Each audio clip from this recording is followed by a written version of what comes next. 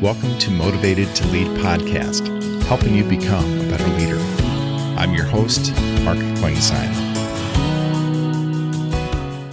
Hi, everyone. Thanks again for joining us for our podcast this week. My name is Mark Klingsheim with SEMA Partners. Each week, we interview leaders and they share lessons learned from their careers. Our goal is to help you become a better leader. We've had some great guests over the last few years. If you're new to our podcast, I encourage you to go back and listen to some of our previous episodes. And this week, we're happy to have join us Daron Lembi. Damon is the CEO of Learnit, a global training company, and he's been in that role for over 3 decades.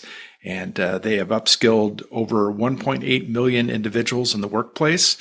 And he has learned a number of lessons that he outlines in his book, The Learn It All Leader. And he also does keynotes on leadership, entrepreneurship, and lifelong learning. Looking forward to today's conversation with Damon. It's great to have Damon joining us for our conversation. I appreciate you taking time out of your week to talk to us. Mark, it's an honor to be here. Thanks for having me. Yeah, absolutely. Well, I love hearing people's stories. It's, I think, one of my favorite things about doing these podcasts is hearing how people have gotten to where they are today. And for our listeners, can you give us a little, just an overview of your career and kind of how you've gotten to where you are today? Yeah, sure. So I'm Daron Lembi, and I grew up in the San Francisco Bay Area. By the time I was a sophomore in high school, it was all about sports. All my friends were athletes, baseball, basketball, football. And I decided if I was going to play college sports, it had to be baseball as my ticket, college or professional. So I went all in on baseball, and it worked out pretty well for me. I was a high school All-American my senior year, and I got my first big choice, first big decision. Do I go pro? I got drafted by the Atlanta Braves. Okay. Do I go pro, or I had a full ride to Pepperdine University? And Mark, my parents were awesome. They were like, okay, this is your journey. We'll get behind you any direction you want to go. And I chose the college route and to go to Pepperdine. And it was one of my first real lessons in leadership. And I chose college because our coach, Andy Lopez, Pepperdine was a small 2,500 person university. And when I went on my recruiting trip, Coach Lopez said, we're going to win the College World Series within 2 years. Mm-hmm. And we're going to do it by having a team that plays together, strong pitching, and good middle of lineup hitting. It was very clear and direct what he wanted to do. And so I was all in. I turned down the offer to go to the Braves. I went to Pepperdine. Long story short, I kind of got hurt. I had some imposter syndrome. Happy to talk about any of that. Had to transfer out. There was no there was no transfer portal like they have now. Sure. And so I had to go to a junior college for a year, played for another Hall of Fame baseball coach there, Andy Lopez. I ended up at Arizona State. I hit a home run in the College World Series playing there, which is my glory days. And by the way, the year I left Pepperdine, I forgot to mention, they won the College World Series. So it shows you could set moonshot goals. If you get everybody buying in, you can make them happen. And that's what they did at Pepperdine. I go to the College World Series. I hit a home run in the College World Series. It's the draft. There's no internet back then. I'm waiting for my phone call. My roommate got picked up by the Giants in the first round. 10 other guys on my team got drafted. My call never came. So essentially, my baseball career came to an end at 22. I struggled quite a bit with identity. Who am I? And I've always been a baseball player. Are any of these skills even transferable? And I wasn't sure. So I was lucky, though. I came from a family that had a real estate company, a hotel chain, even a Chinese restaurant. But my dad was also starting this small computer training company that he wanted to help learn how to use Excel to digitize his portfolio. So I started as a receptionist at Learnit 30 years ago in June of 1995. Wow.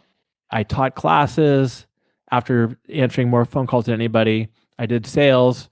5 years into it, I applied for the CEO role when the gentleman who was running the business at the time wasn't, it was kind of on his way out. And here I am.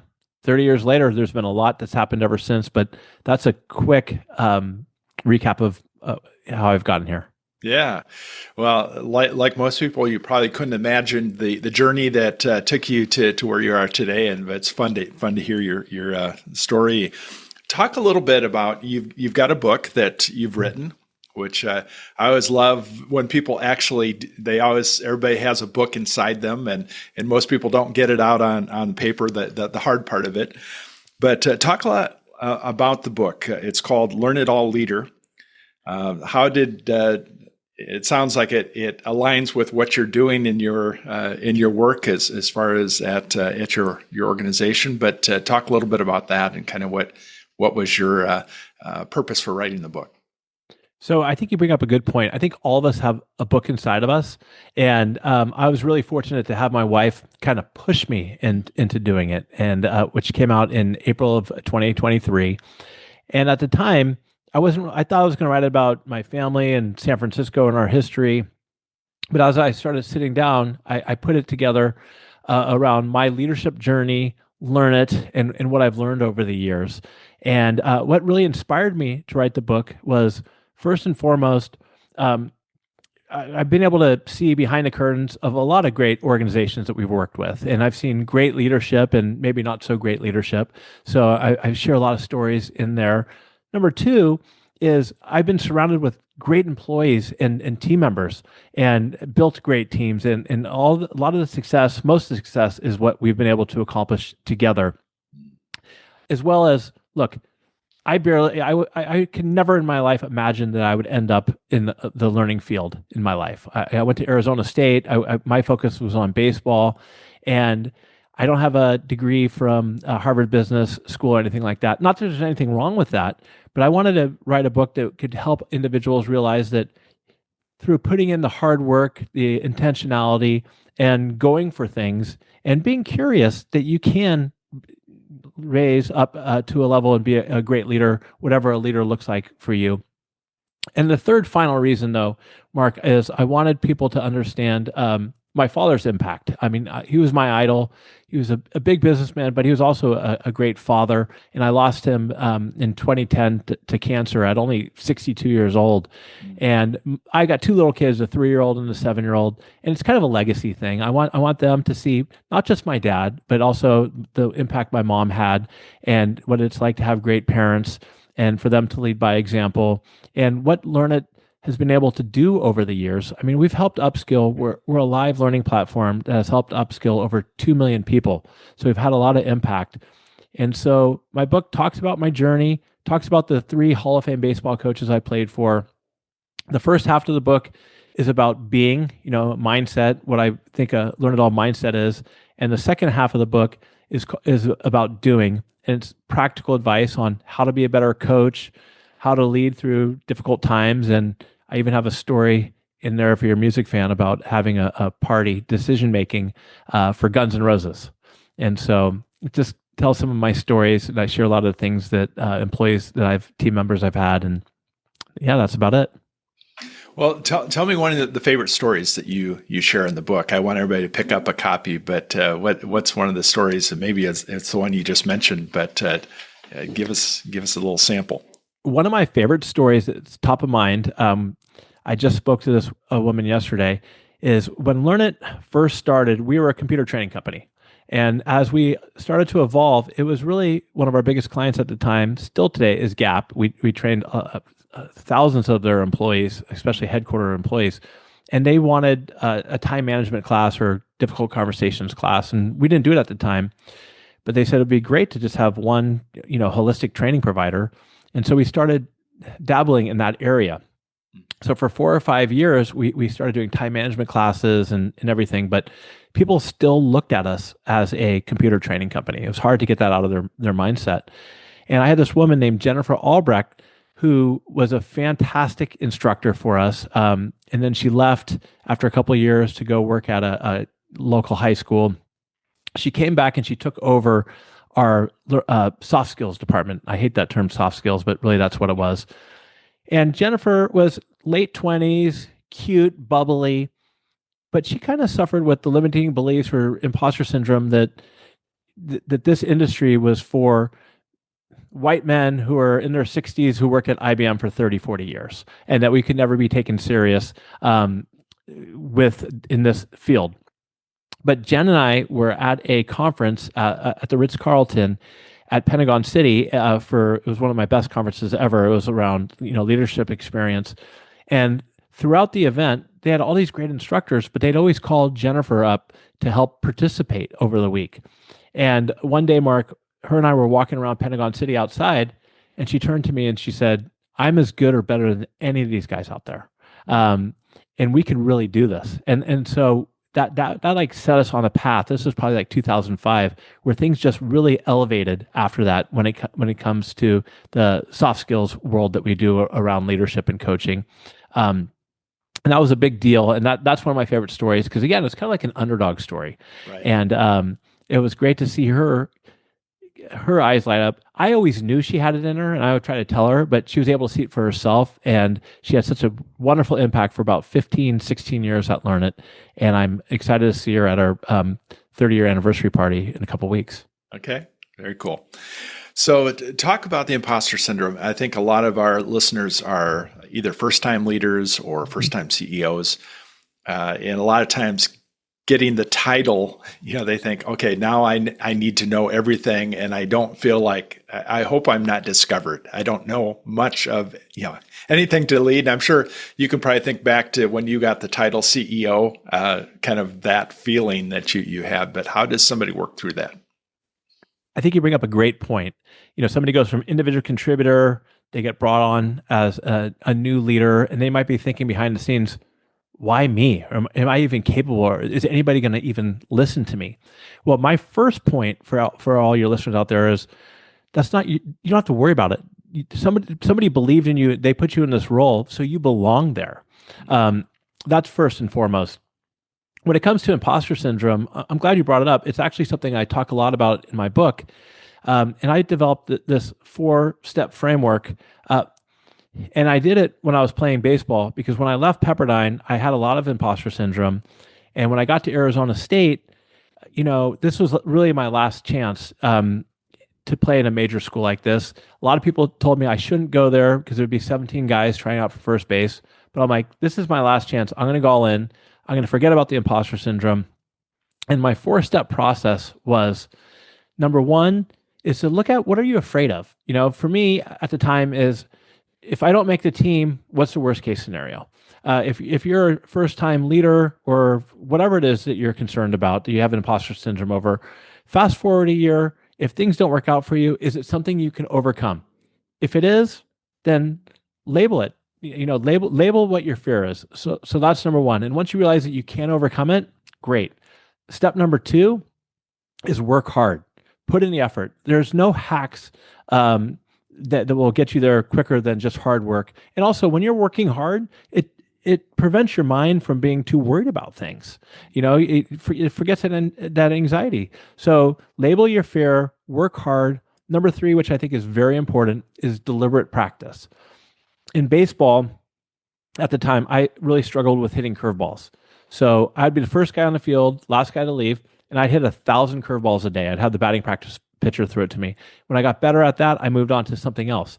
But being very deliberate with your practice. As a keynote speaker, I had a hard time with transitions. So I just focus on that. So get better at something and then move on to and learn something else. Super important. And then finally, step 4 is learn and let go. So as you're a new leader or you're stepping into the batter's box, or let's say you're giving a speech, once you step on into the batter's box or onto the stage, stop thinking about technique and everything. Just understand you put in all this work, all this effort, and just give it your best shot. And you might knock it out of the park. You might fall flat on your face, but either way, it's going to be a great learning opportunity for you. And you should also give yourself a little bit of a pat on the back because there's so many people who pass up opportunities. They pass up that leadership role, or they pass up trying out for a team or whatever it is they're doing because they're afraid of failure. So once you're able to just get comfortable with failure and understand that, hey, you know what, I'm taking a chance, I'm doing this, there's always learning opportunities there. So that's just my recommendation, 4-step process that I've used throughout my career on how to overcome imposter syndrome. Last thing I'll say, we all have imposter syndrome. We all have our limiting beliefs and even our self-doubts. Anybody who says they don't, they're either a narcissist which is typical, or they're just lying to themselves. Right. So it's okay to have that, but nothing's ever going to happen for you if you sit back. You got to take action and move forward. Yeah, I was talking to a very accomplished executive a while back, and that was one of the things she said.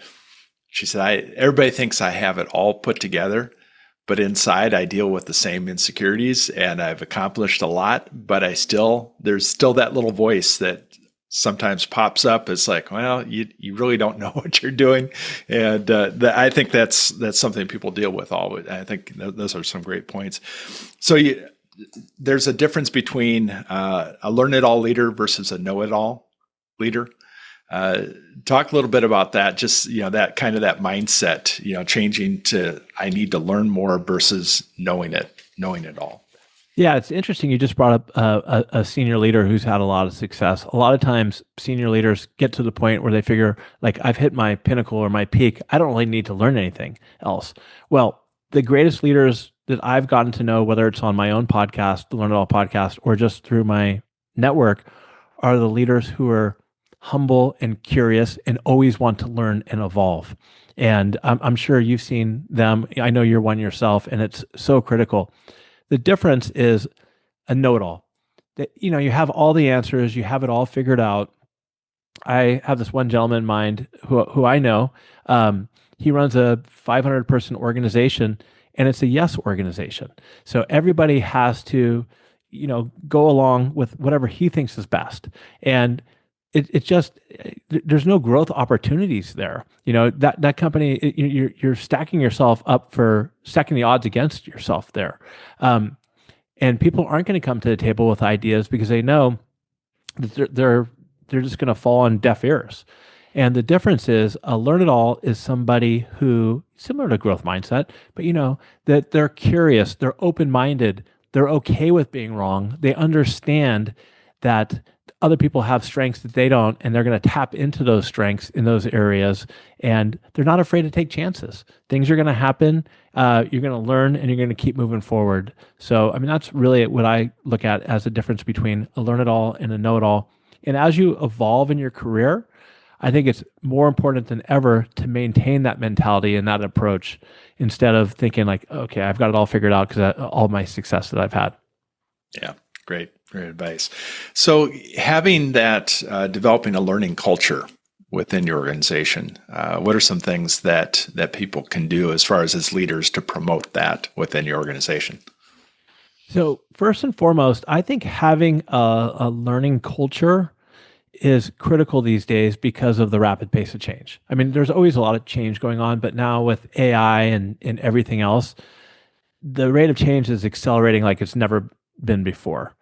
And if you want to have a learning culture, you have to model the behavior from the top. And I think modeling the behavior as a leader is just so important in whatever you do. But how you go about it is you model it from the top, and then you get some champions on your team who are, and I'm not just talking necessarily about formal learning. I'm talking about there's in the moment learning, there's mentoring, there's everything. But you get some champions on your team who want to set up learning programs, and they go out and they either do it internally or externally.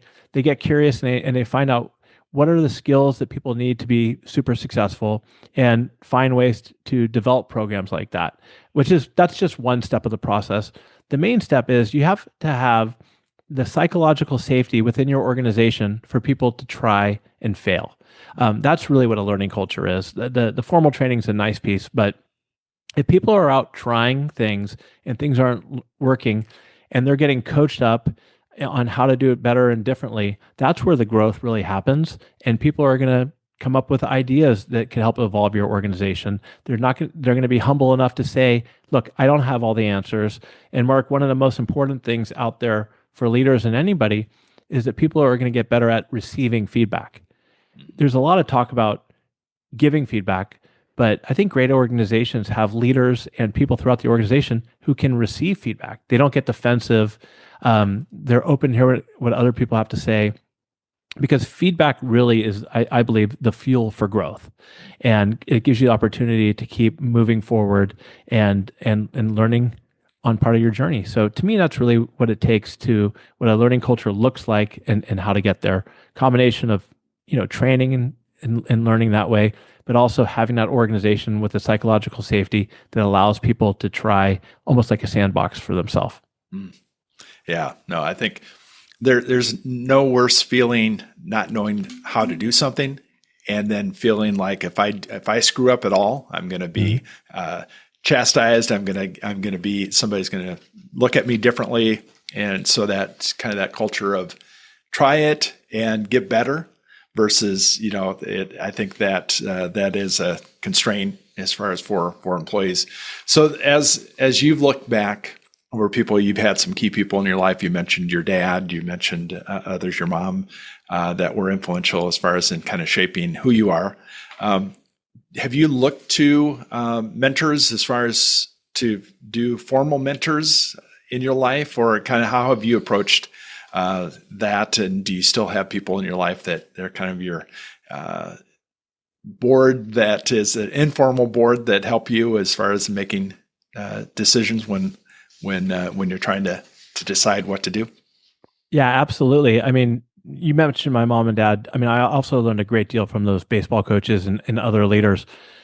But yes, I have a group of individuals that I go to that I can tap into, who I consider mentors. It's kind of funny. I go to this place called Canyon Ranch, which is in Tucson, and it's almost like it's a health spa. But from going there over the last 20 years, I've had access to some of the most successful people in the world. They all have similar mindsets around health and well-being. They're typically A-type personalities who go there to rewind. And over 30 of them came to my our wedding back in 2015. But especially since my father passed away, whenever I have a big business decision, whether it's trying to make an acquisition or going in a different direction, I always tap into them. And I think that's important too, that even though they might be 15, 20 years older than me, that I got to add some value back to the relationship as well. Sure. And as a mentor, so it's not a one-way street where I'm always asking them for something. I'm always trying to find a way where I can help them with something in return. And when I get their advice from them, Mark, I'll send them a note or a text and thank them for it, and because of that, they're always willing to pick up my phone, call. And what I love the most about this group, mostly men, but they just shoot it to me straight. There's no fluff about it. They give it to me straight. They tell me when they think that I'm doing well physically, or because sometimes I'll show up at Canyon Ranch and maybe be a little out of shape, and like, hey, you got to get yourself back in shape. But they're always open to giving me advice and ideas around business as well. So that's kind of like my go-to group. But I also, from this podcasting world over the last couple of years, I've made a great network of individuals who I could also tap into for advice, which has been super helpful. Yeah, absolutely. So what are you most excited about as you think about leadership and just some of the trends that are going on as far as in the world? But what are some opportunities that you see for leaders? Well, I think right now is a difficult time to be a leader. We have 5 different generations in the workforce. We have a lot of uncertainty in the market, and we have what's going on with AI. And there's a lot of uncertainty and even fear around that. I'm most excited about the opportunities that AI brings, to be completely honest. I look at it, especially as a smaller organization like Learnit. We have 30, 40 employees and probably 60 part-time people who do work for us. But a small organization like that, if we leverage AI internally, it helps democratize us going up against these larger companies. We don't need a 50-person marketing company. We don't need in-house counsel. We could really streamline things and make us more efficient, but more importantly, use AI to tap into strategic things, help challenge your assumptions, help build new products. So I'm really excited about it internally, but more so on our product side, where we're a live learning organization. We do classes over Zoom or even in person, but we're building AI habit coaches and other products that will help make our learning stickier. So you go through training, you go through a feedback class, let's say take our, use our model, and then you have a difficult conversation coming up. By the end of this year, we'll have a voice activated AI coach that will help you role play through that. And so I'm really excited about those advancements in technology. But it's also, I think, as an entrepreneur or business leader, you're always a little nervous about, or a lot nervous about, who could disrupt you? What else is possible out there? So I'm always excited about how Learnit can grow and evolve. And at the end of the day, what I get the most passion out of is the team I have, and the fact that we really help build leaders of next generations. And that's something I take great pride in. Yeah, that's great. So I'm sure you continue to learn and develop. Any books that you would put on a leader's reading list that come to mind that you're either read recently or in the past? I look at your bookshelf in the back. I've got a bunch of them. One book that I highly recommend, it's Team of Rivals by Doris Keanes Goodwin, I think is her name. And what I love about it, real quickly, is it's about Abraham Lincoln and how he brought in for his cabinet a bunch of people who thought completely different than him, a totally diverse team. A lot of them hated him, but he knew if they were going to get through the Civil War and everything, that he had to have different outlooks and opinions. And it's just a great book about a leader who's being vulnerable and who made some mistakes, but also learned to adapt. Another book I love, I think decision making is critically important as a leader. McKinsey's study said that 40% of our time as leaders is spent making decisions. Decisive by the Heath brothers is my favorite decision-making book. I think it's awesome. And I'm a big fan right now of Keith Ferrazzi's book, Never Lead Alone, where he talks about teamship, and it's elevating everybody through your organization. And then finally, a book I've read multiple times, and right now is a good time to read it, is Ryan Holiday's Obstacle is the Way. And it's just a great, easy to read book about people who had to work within a lot of constraints, and inspiring stories of how people made it through those constraints. So those are top of mind. For all you listeners out there, especially if you're new to leadership, if there's one recommendation I have for you around books, read a lot of biographies. You could learn, whether they're military biographies, whether they're world leaders, you can learn the successes, their failures. I always tell new leaders, go out and read 10 biographies just to get started. So what do you do to recharge kind of when you're not working? Well, one thing I want to say about what you're saying about reading books, I think it's really important to quit books if you're not reading them. Yep. I also think number two is, I think it's okay to read them not in start to finish. Sometimes just read a chapter if there's something that sticks with you. And number three, which I think is really important, I've changed. I used to try to read 50, 60 books a year. But a gentleman named David Katz once told me that learning without doing is treason. So it's more important to read less books, maybe read it over again, and apply something. And I think that's so important. Is when I'm reading a book now, I'm thinking about how could I leverage this and use this in my personal life or professional life. So I've cut down drastically the number of books I read, and I try to get more out of them by applying some of the lessons. Yeah, no, I think that's important. I think it's kind of like not enjoying the journey part of it, of just rushing through to get to your destination and finishing the book and checking it off, which I like doing that just because that's kind of how I'm motivated to get the next thing done.